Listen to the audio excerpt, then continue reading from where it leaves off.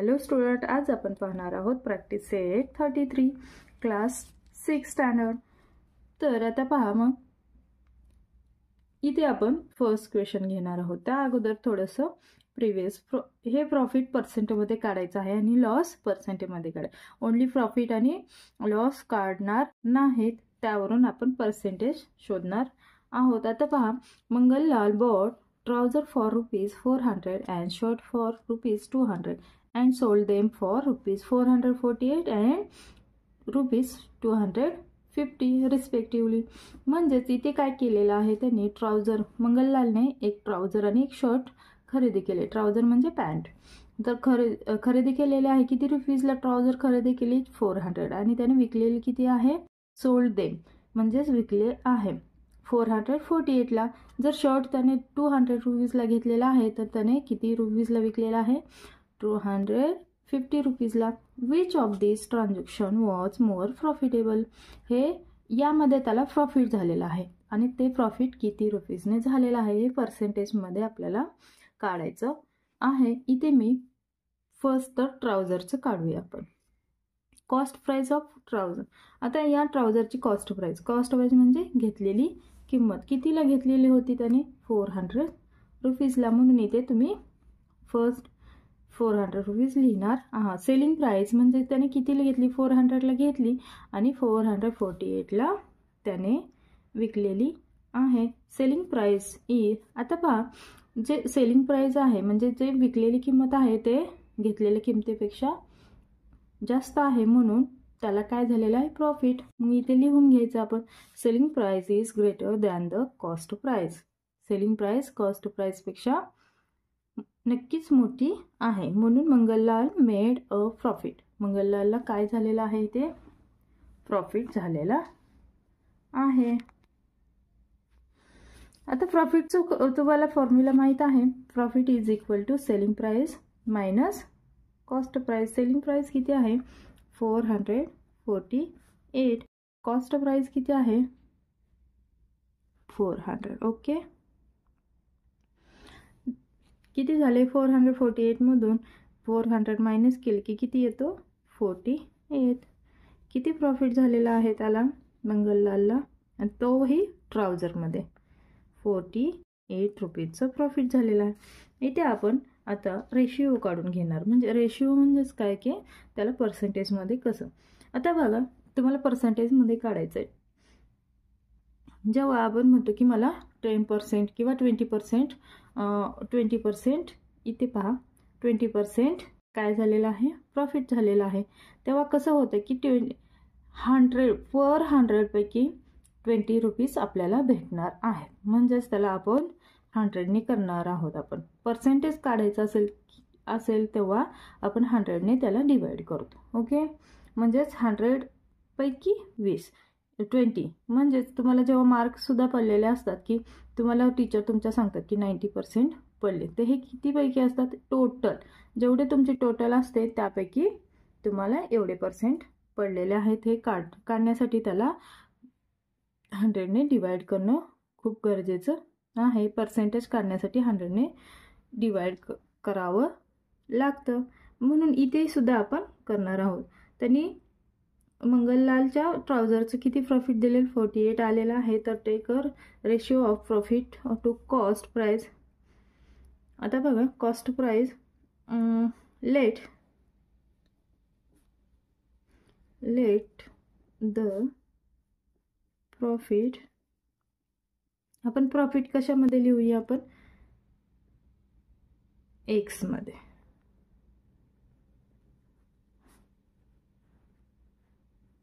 Trousers X, consider X% करूया. Okay, ते कसं लिहिणार आहोत आता? X%. किती पैकी एक्स आहे ते? 100 out of 100 X is equal to, म्हणजेच आपल्याला इथे आलेलं आहे की किती पैकी किती प्रॉफिट झालेला आहे. सेलिंग प्राइस नाही, कॉस्ट प्राइस किती घेतलेली आहे? 400 रुपीजला ट्राउझर घेतलेले आहे. 400 रुपीज पैकी किती प्रॉफिट झालेला आहे हे इथे लिहिणार आहोत. 48.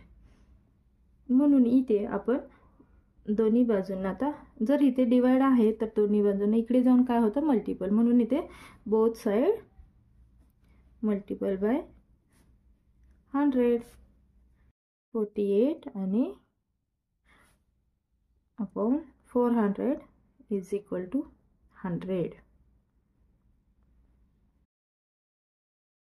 इथे लिहू शकता तुम्ही मल्टिप्लाइंग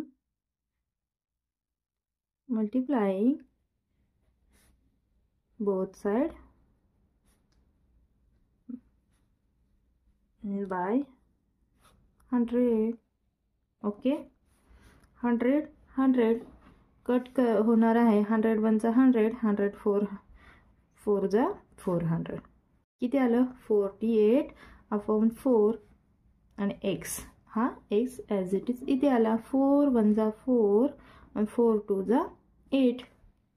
एक्सची प्राइस किती आलेली आहे इथे 12 म्हणजे काय पर्सेंटेजमध्ये आपल्याला इथे आपण जसं पर्सेंटेजचं सिम्बॉल देणार आहोत इथे पण पर्सेंटेज करणार आहोत. इथे आता हे झालेलं आहे ट्राउझर. हे एक्स कशाचं घेतलेलं होतं पर्सेंटेज आपण ट्राउझर. ओके, आता आपण सेम शर्टचं पण काढून घेणार आहोत. शर्टचं काहीच अवघड नाही आहे, सगळं सोपं आहे. पहा profit of shirt same cost price किती आहे शर्टची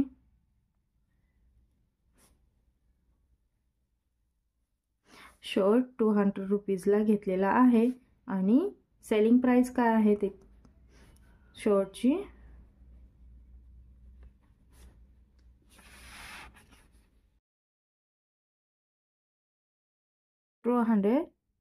250 रुपीज. ओके, देन नेक्स्ट इथे सुद्धा शर्टमध्ये त्यांना प्रॉफिटच झालेला आहे. हे काढण्यासाठी काय करावं लागेल सेलिंग प्राइस बिग आहे. Selling price minus cost price CP. Selling price 250 minus 200 cost price किती आलेला आहे प्रॉफिट 50 रुपीज. ओके, हे झालेलं आहे प्रॉफिट. आता सेम ॲज इट इज इथे जर आपण let the profit on trouser x consider केलेला आहे इथे, तर इथे पण आपण काही ना काही कन्सिडर करणार आहोत. Let the profit of shirt Y consider करूया आणि त्याप्रमाणे हे सॉल्व करूया. सेम घ्यायचं आहे ट्राउझरचं जसं घेतलेलं आहे तसं. लेट द तुम्ही इथे लिहू शकता की selling price is greater than the cost price. Mangallal made a profit.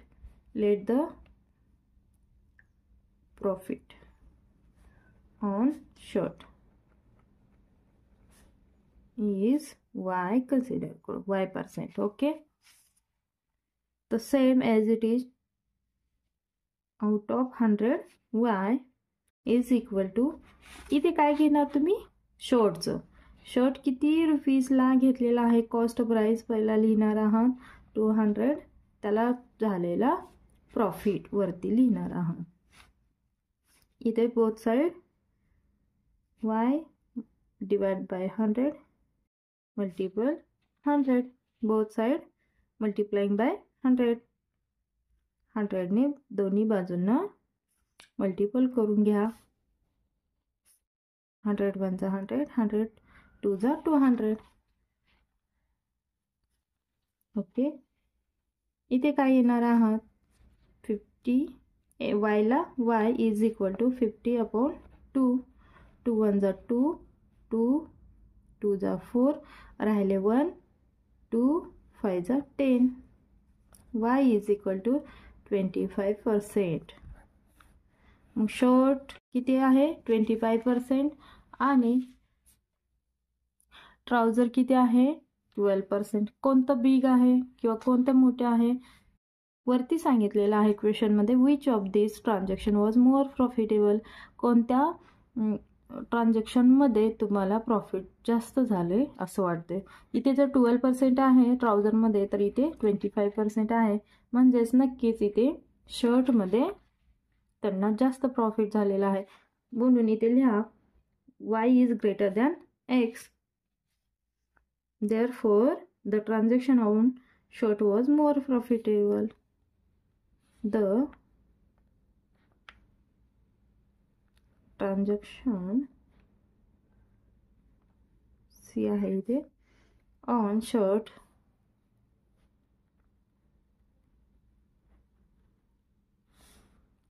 was more profitable.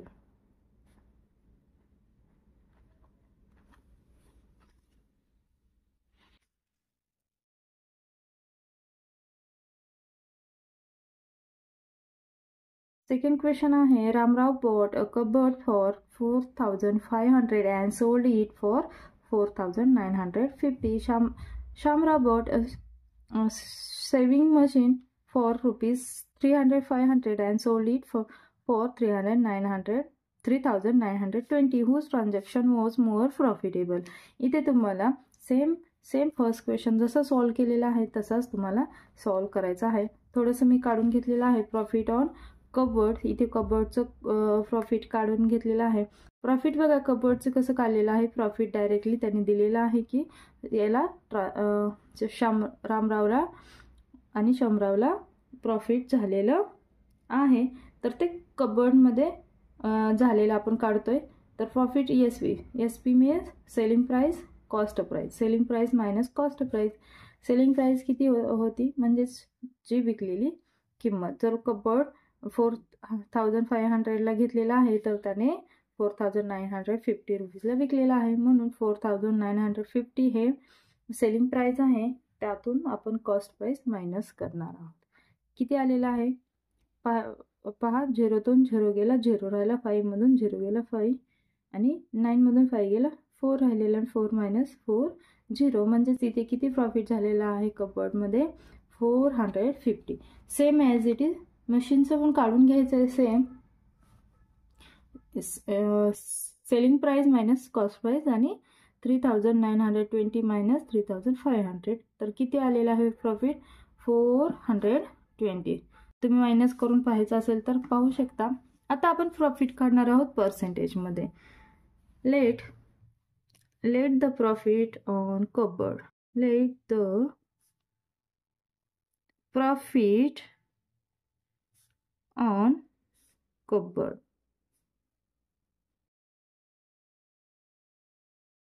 बी काय कन्सिडर करूया, x% कन्सिडर करूया. देन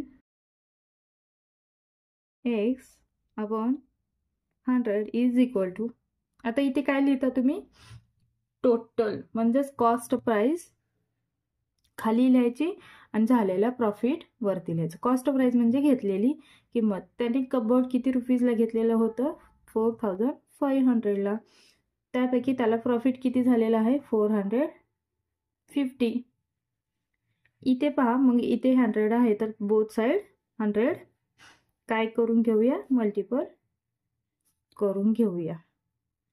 फर्स्ट क्वेश्चन जसा सॉल्व केलेला आहे आपण सेम तसाच हा पण करायचा आहे. इंटू 100. ह्या 2 झिरोला ह्या 2 झिरो घालून घेऊया. 100ला 100 कट करून घेऊया. राहिला x. इथे 45 वजा 45 45 वजा 45 झिरोला 0 किती येतं मग 10% प्रॉफिट एक्स कन्सिडर केलेला. हा कोणता एक्स कन्सिडर केलेला कबर्डचा आहे. आता शामराव हा रामरावला झालेला प्रॉफिट आहे. आता शामरावला मशीनमध्ये किती प्रॉफिट झाला हे काढण्यासाठी आपण let the profit on machine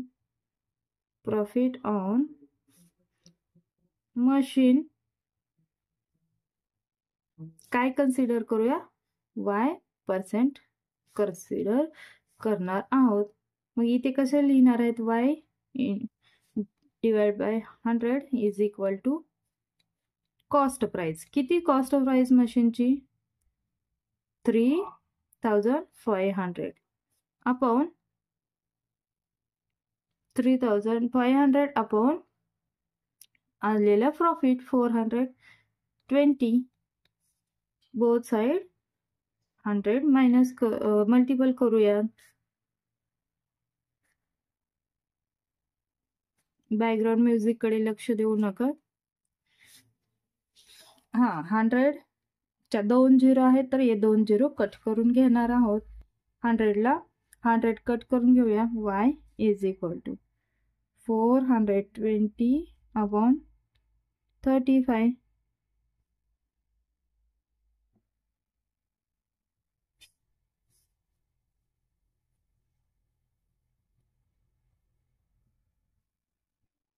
पहा आता 35 ने 420 ला डिवाइड करायचं आहे. कसं करणार आहे? 420 35 35 वजा 35 मायनस 42 मधून 35 गेले की 7 राहतो. वरून घेतला 0. 35 2 जा 70. ओके. किती आलेला आहे? 12%. y 12% आलेला आहे. ओके. इथे y बिग मोठा आहे की x? तर y हे मोठा आहे म्हणून here y is greater than x. Okay. Therefore Shamrao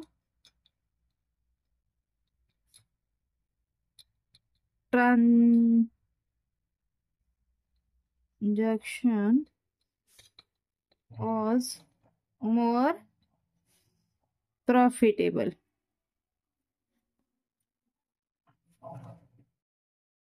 Question 3rd. Hanif bought one box of 50 apple for rupees 400. He sold all the apple at the rate of rupees 10 each.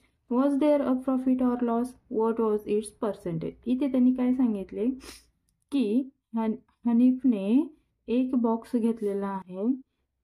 पहा, हा जर box ॲपलचा आहे, एकच box घेतलेला आहे, त्यामध्ये किती Apple आहेत?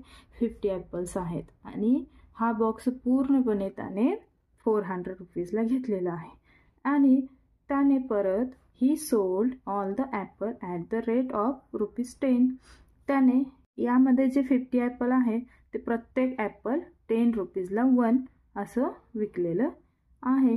तर त्याला प्रॉफिट झाला आहे की लॉस झाला आहे हे काढायचं आहे. त्यानंतर आपण पर्सेंटेजमध्ये प्रॉफिट लॉस काढणार आहोत.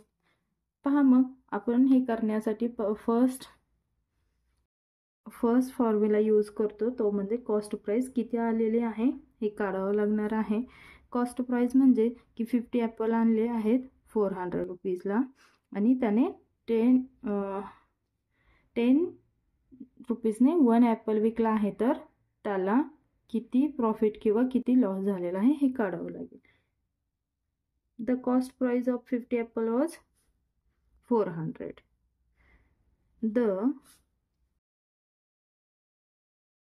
हे 400 रुपीजला 1 बॉक्स आहे आणि यामध्ये ॲपल आहेत सर्व. The cost price of 50 Apple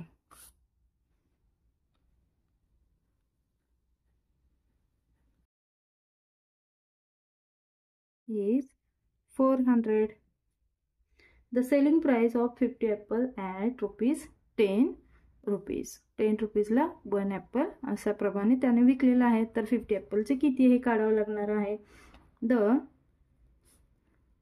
selling price of 50 apples at rupees 10 rupees each. एक 10 रुपीजला आहे, तर 50 ॲपलची प्राइस किती येईल हे काढण्यासाठी आपल्याला काय करणार आहोत आपण? 50 इंटू 10. 50 इंटू 10 0 0 डबल 0 लिहून घ्यायचं. 5 1 जा 5 किती रुपीज आलेले आहेत 500. म्हणजेच इथे 500 रुपीज त्याला ॲपल विकल्यानंतर आलेले आहेत. मग त्याला प्रॉफिट झाला की लॉस? तर त्याला झालेला आहे प्रॉफिट. का तर त्याने 400 रुपीजला 1 बॉक्स आणलेला होता आणि आता त्याने 500 रुपीजला ते सर्व बॉक्स विकलेला आहे. बॉक्स म्हणजे त्यामधले Apple. Okay. The selling price is more than the cost price. हे लिहिणं महत्त्वाचं आहे. The SP price is more than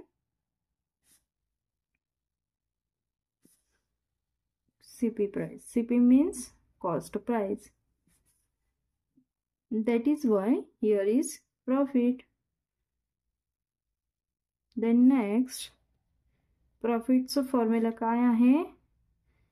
SP minus CP. Selling price how many? Selling price 500 minus cost price 400. 500 minus 400 is equal to 100. त्याला म्हणजेच कोणाला? हनीफला किती profit झालेला आहे? 100 रुपीज. आता तो आपण पर्सेंटेजमध्ये काढणार आहोत. Let the profit be X consider. Let the profit be X consider. X%. Okay. X मानून घ्यायचा आहे प्रॉफिट. तर आपल्याला प्रॉफिट काढावं लागणार आहे. Then X upon 100 is equal to, इथे काय? कॉस्ट प्राइस नाही, profit divide by cost price. Cost price म्हणजे जे त्याने विकत घेतलेली प्राइस आहे ती, आणि इथे वरती जो प्रॉफिट झालेला आहे, प्रॉफिट 100 रुपीज. आता इथे जर डिवाइड आहे तर बोथ साइड, दोन्ही बाजूला 100 ने आपल्याला मल्टिपल करावं लागतं. 100 इंटू 400 इंटू 100. पहा दोन्हीकडे 100 घेतलेला आहे. इथे आपण पटकन 100ला 100 कट करणार आहोत. इथे 100 1 जा 100, 100 4 जा 400. इथे पहा, तुम्हाला अजून एक प्रश्न पडला असेल किंवा पडत असेल. एक माझ्या क्लासमध्ये मुलीने विचारलं होतं की मॅम इथून इथेच का करतो, इथून इथे का करणार नाही क्रॉस मल्टिप्लिकेशन. तर पहा, इथे जर काहीच नाही याचा अर्थ इथे 1 आहे. मग आपली क्रॉस मल्टिप्लिकेशन इथे अशीच होणार आहे. म्हणून खालीच आपण जर डिवाइड होत असेल तर करायचं आहे, वरच्याने वरच्याला होणार नाही. म्हणून 100 1 जा 100, 100 4 जा 400. तुम्ही म्हणाल 100ला 100 घालवून घेऊया, असं होणार नाही. हे क्रॉस मल्टिप्लिकेशन होत नाही. 100 इंटू 100 असं होतं. इथे डिवाइड होत नाही. इथे डिवाइड होणार आहे 1नी 100ला आणि 100नी 400ला. ओके, समजलं? आता इथे वरती काय आलेलं आहे? 100 डिवाइड 4. का तर ही 1 1 गेलेलं आहे. आता 4नी 100ला 4 1 जा 4, 4 2 जा 8. इथे राहतं 2. जर तुम्हाला असे येत नसेल डिव्हिजन करता तर तुम्ही डायरेक्टली असे करू शकता. 4 1 जा 4, 4 2 जा 8 आणि 2 मायनस 10 मधून 8 गेला, 2 मायनस वरून 0, 4 5 जा 20. ओके, असं. आता इथे 2 राहिलं तर 20 आलं. 4 5 जा 20. किती आलं मग? 25%. आपलं पर्सेंटमध्ये आन्सर येणार आहे.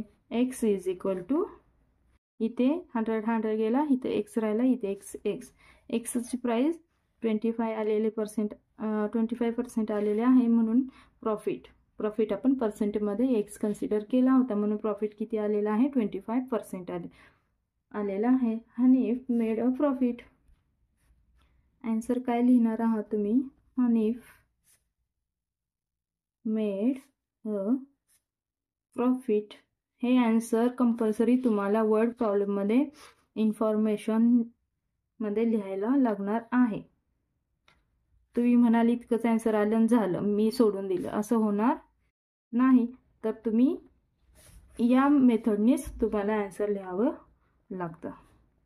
The percentage of profit was 25. Percentage लिहिलेला आहे म्हणून इथे पर्सेंटेजचे सिम्बॉल येणार नाही. ओके, तर पहा हे आहे थर्ड इक्वेशन तुमचं.